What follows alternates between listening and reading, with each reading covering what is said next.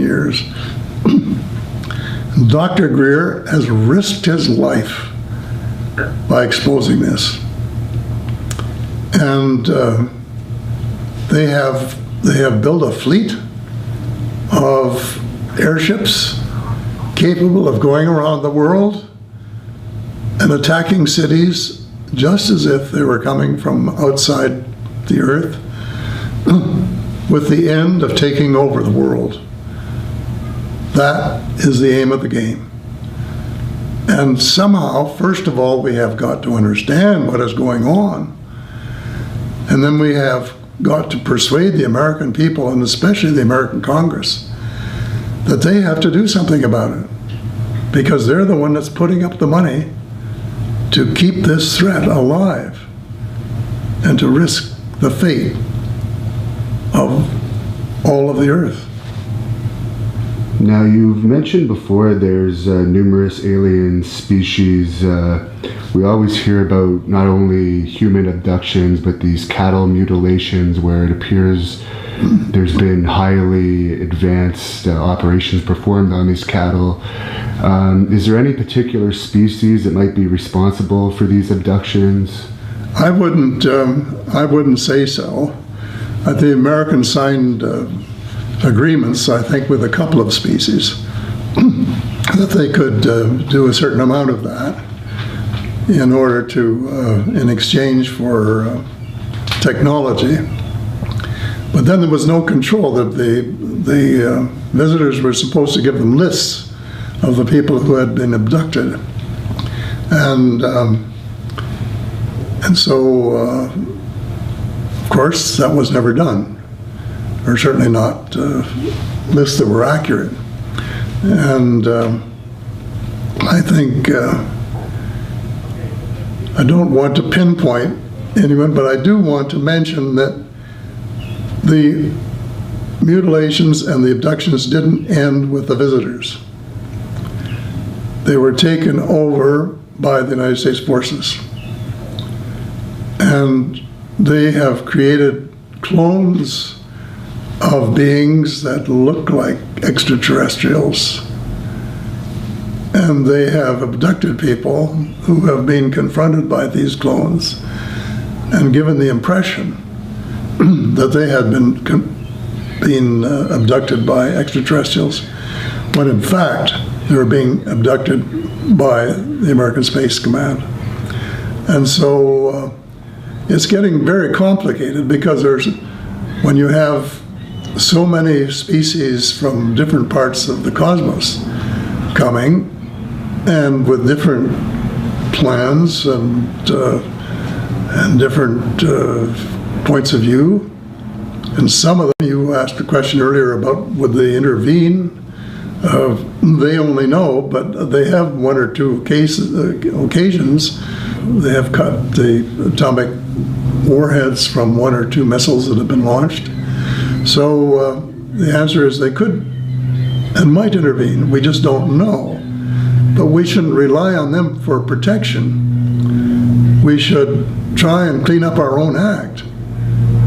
Because to say that the extraterrestrials have been the threat so far is not true, because they could have taken us over anytime they wanted to. No problem.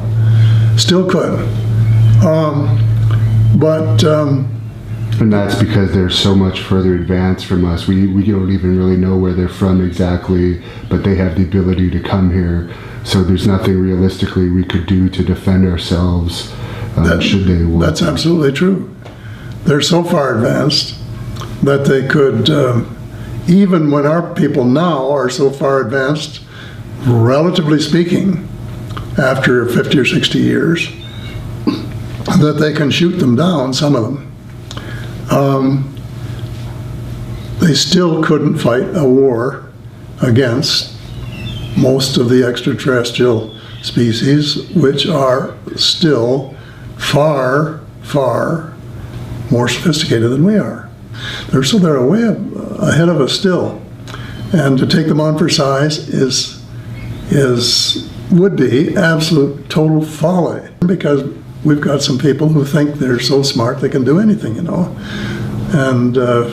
they can't. and they shouldn't try, and they have to come sometime soon to the realization that man wasn't put on the earth just to have the fun of killing his fellow human beings. That this isn't what we're all about. That we were created to work together, to be cooperative, to be caring, to love each other, to feed each other when someone's hungry. And there are millions of people in Africa this year who risk starving to death when we sat idly by and did very little. Some of us did a little bit, but very little.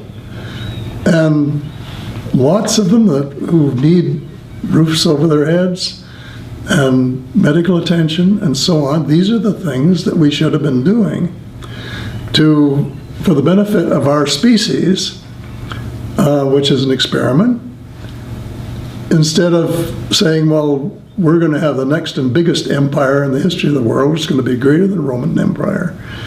And we're going to run the show exclusively. And if it means wiping out a large proportion of the people on Earth, well, so be it. Too many people already. Well, there are only too many people already is because we don't share the food, we don't share the medical attention, and we didn't take advantage of an offer which was made to General Eisenhower to give us that kind of peace and opportunity.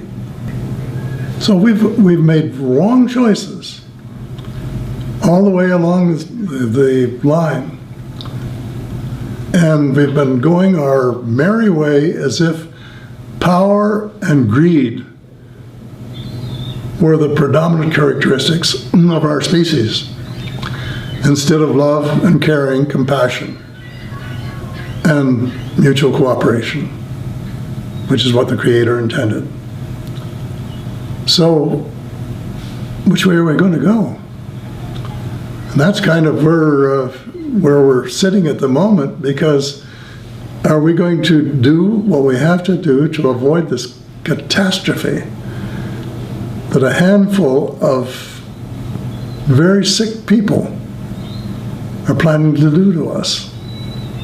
There are people in the Pentagon that actually think they can have a nuclear war with Russia and live to tell the tale.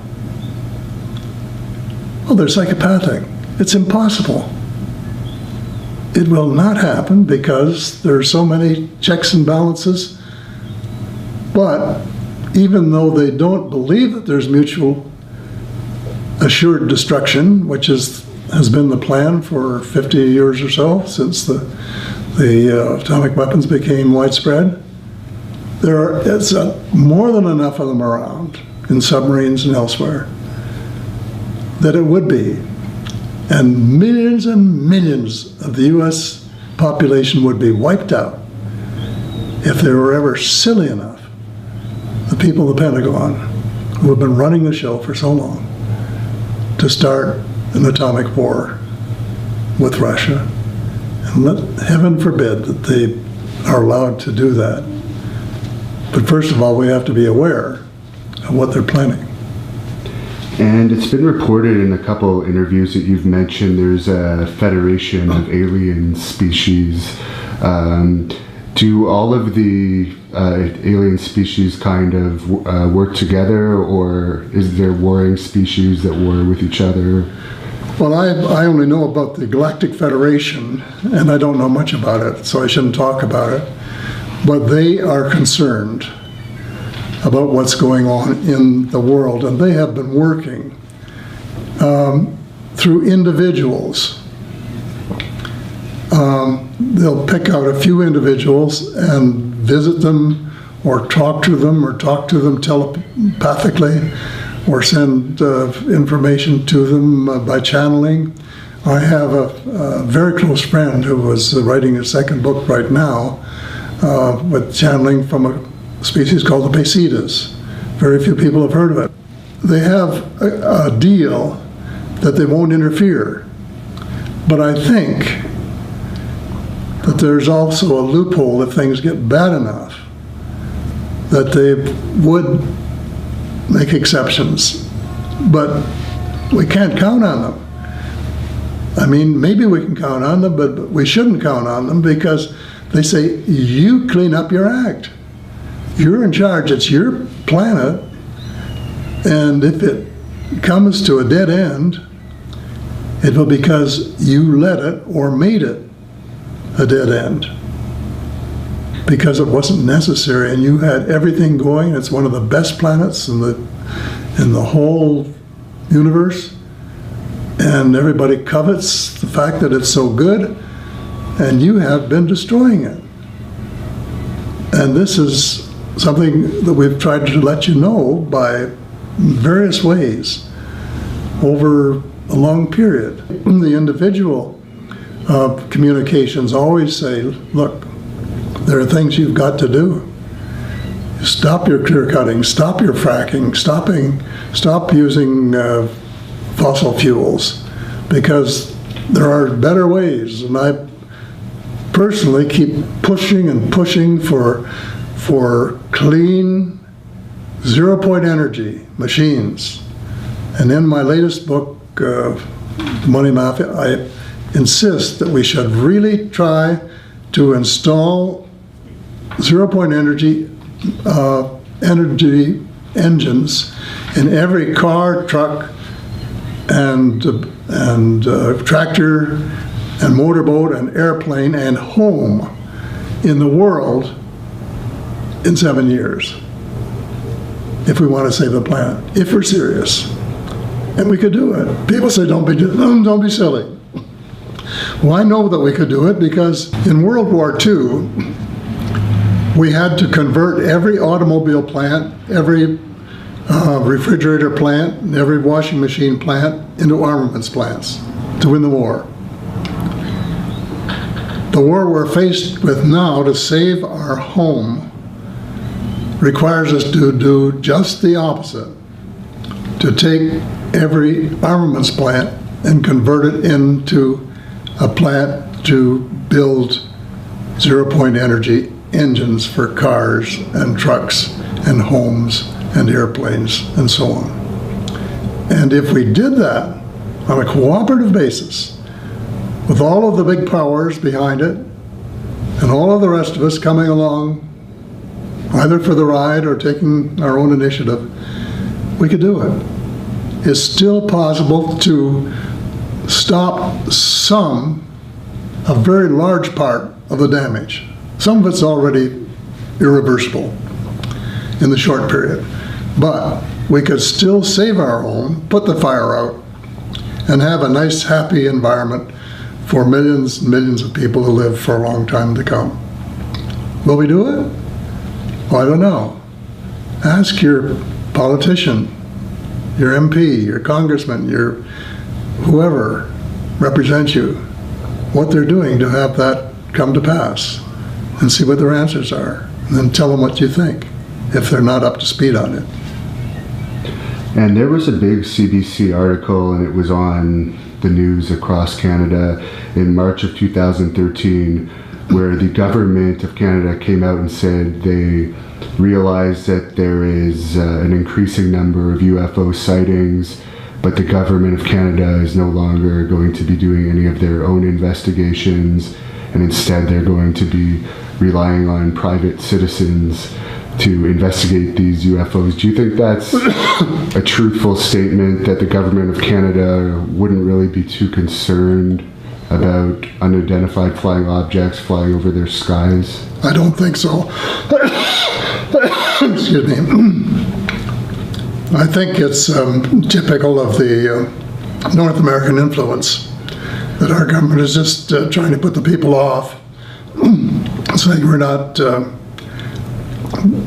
interested, because certainly NORAD would be still involved in the business, and we're still a member of NORAD. So those sightings would all go into the machine, as they have been for the last 60 or 70 years. There's a YouTube video about you I'm not sure if you know who Joe Rogan is. He's a UFC commentator. He has an extremely popular podcast. He's on numerous television shows in the United States. And basically, he covers the subject of UFOs sometimes on his podcast. And there's a video online that has, I guess, over 40,000 hits at this point, where he basically states that you're gullible if you believe the UFO stuff, and that because there's lots of videos of you talking on the subject on UFOs on the internet, you must be making money off of speaking on this subject, and perhaps you're only in it for the financial rewards of speaking on the subject. So because that video, it's one of the things that pops up when you search your name now, I was just wondering if you had any response. Of course, you answered some of these questions in our interview already, but any direct response from somebody that's kind of dismissed you so thoroughly without really knowing too much about you, seemingly? Well, I think he is obviously part of the disinformation clan. Whether he's being paid to do that sort of thing or not, only he would know. I'm not surprised. I haven't seen it. I'm not even the least bit interested in looking at it because I've got better things to do with my time.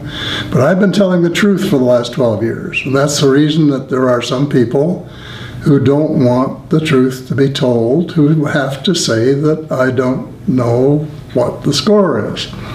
Well, they're absolutely wrong. I have probably made the odd mistake. We're all human. And I might have said one or two things that were misstatements inadvertently. But basically, everything in my book is true. In my books, both the first one on the subject, the broad subjects, the light at the end of the tunnel, the survival plan for the human species, and the latest one, the money mafia, a world in crisis, they are legitimate efforts to let the people know what is going on and to sidetrack all of the liars and all of the government employees and all of the journalists who are being paid by government agencies who are out there to misinform rather than to level with the people the way they should be if they were responsible citizens. So forget him.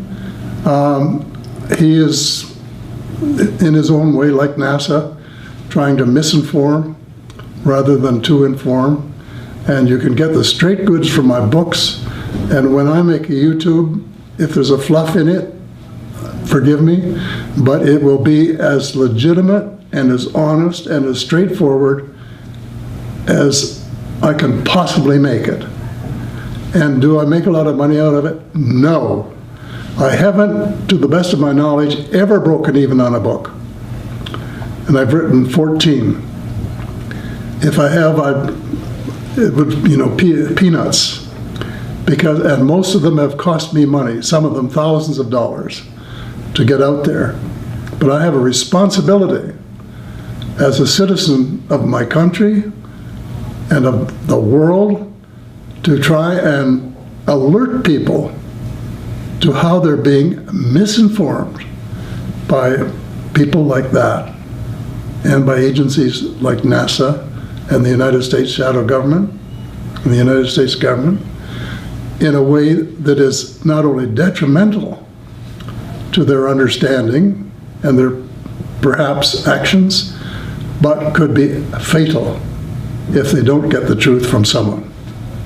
And you're also in your 90s, you're financially secure, and you're putting your reputation on the line by speaking on these subjects. So obviously, it's something you truly believe in. Absolutely. I mean, why? I just celebrated my 94th birthday. And I have plenty to eat. I've helped quite a few people who don't, and will continue to do so while I have the resources. I am not financially dependent on book selling. I've seldom get more than a very small honorarium if I speak anywhere. I think maybe one exception, speaking to a financial group, which was, a good investment of my time. But my problem, I don't even normally, and I have difficulty with this, take in enough money to pay the expenses of my office.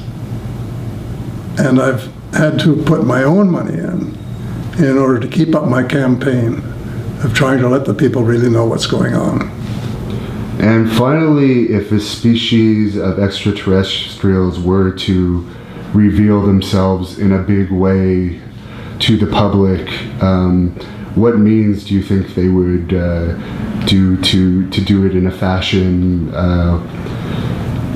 Would they do it and try and avoid causing panic, or how do you think they would do it? Well, this is a hypothetical question. Politicians should learn not to answer hypothetical questions, because the answer is I have no idea, and I'm not worried about them doing it. I am worried about the cabal, the alternate United States government, being the ones that do that for the specific purpose of taking over the world and running it as a dictatorship.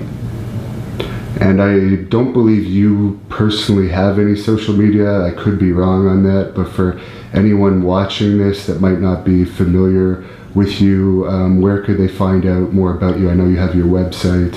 Well, apart from my website, which is usually out of date because I don't have to worry about it, I'm now doing tweets and blogs, and I hope to do more of those in the year to come, in anticipation of the most important book of my life, which will be Hope Restored. And I'm hoping that we can get it out sometime about a year from now.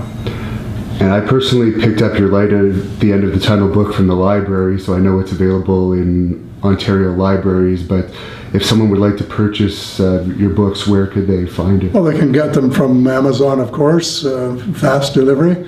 If they want an autographed copy, they can get it from my website, which is paulhellierweb.com. That's paulhellierweb.com. And we send them out as quickly as we can, and I'll autograph it for you at the same time. So this is not my business, but I sold quite a few books from the website from people who want to obtain them that way, and you're more than welcome to try that route. And you've made a few statements to the public watching this video during this interview, but to close off the interview, is there any closing message you would like to tell the viewers? Yeah, my closing message is we are at a crisis. The crisis is one of right versus wrong. It's one of spirituality. It's the one of whether we're going to follow the dictates of the Creator by living morally and cooperatively, or whether we're going to follow the dictates of the evil one, which is greed and power over other people for personal gain. Well, thank you very much, sir, for taking the time to speak with us. It's been an honor. Not at all. It's a pleasure. Thank you.